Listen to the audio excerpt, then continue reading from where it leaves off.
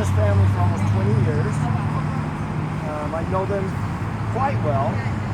And I met with Brittany and her sisters and an attorney just before they ran away, the very day they ran away. They just felt they weren't being listened to, and they felt hopeless, and they felt like there was no other recourse except run. You spoke to them hours before? Maybe a half hour before.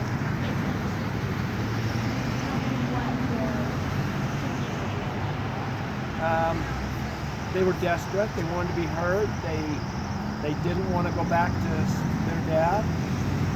And that's the point. If they would just listen to these girls, and that's all. You know, our legal system is a good system, but sometimes you can get railroaded, and they're scared to death, and they just want to be heard. I'm worried that they're too afraid to even talk. But yeah, half hour before they fled, they were like, you know what? We're scared, and this isn't working out. We're not being protected. So they ran. So they felt vulnerable. It sounds Very vulnerable.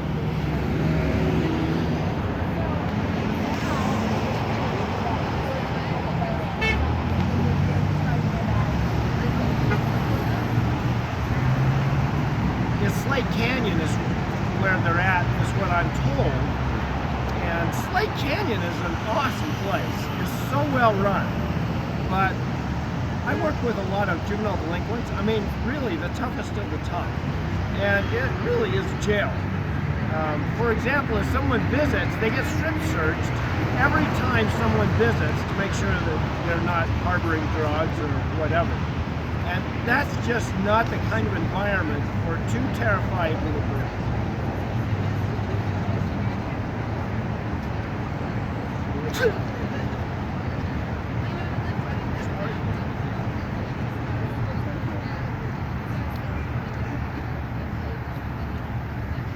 They just need representation. I was told that they were asked if a bishop, ecclesiastical representative to visit yesterday, and they were denied. They're being isolated, and that's the whole point, is they've been isolated. And they just need to be in a place where they feel safe, where they can talk and protect them.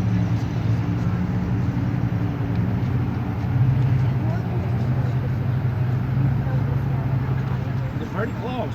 Yeah, pretty close to 20 years. I can't, yes.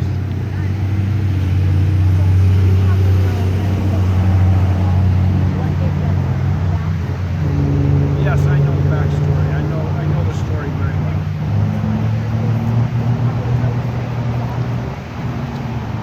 They're pretty tough kids. I mean, sensitive, tender-hearted, loving, sweet, normal little girls that felt desperate. Pretty resourceful, really, but not a bad bone in their body. Not a one. Brittany, their older sister, is as fine a young woman as I've ever met. Just pure gold. And so the legal system needs to stop, take a breath, look at this situation, and get to the bottom.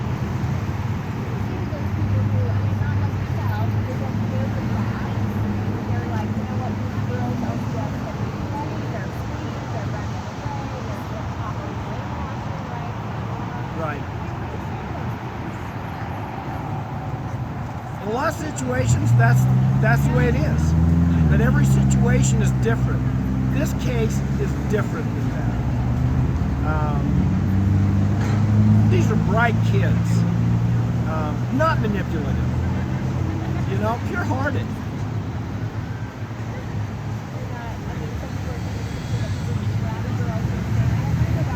Yeah, spoiled, indulged, not at all. Not at all. And a lot are. You know, I can understand people. If I didn't understand this case deeply, I would say, yeah, you know? Bratty girls. Typical. Not at all. Not at all. Desperate girls. What do you hope will come out? I'm hoping that the court will assign someone to talk with these girls, help them feel safe, secure, and just listen and hear their side of the story, and then start over. And you know, if dad is the best place for them to go, okay. If not, okay. But give them a chance.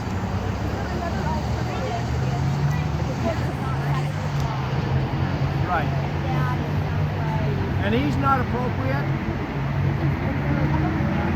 Yeah, there are great family members.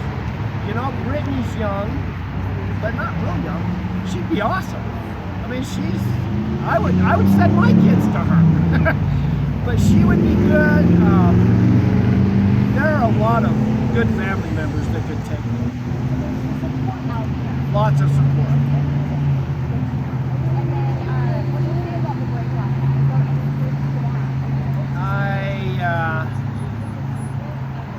My personal opinion is, I don't know.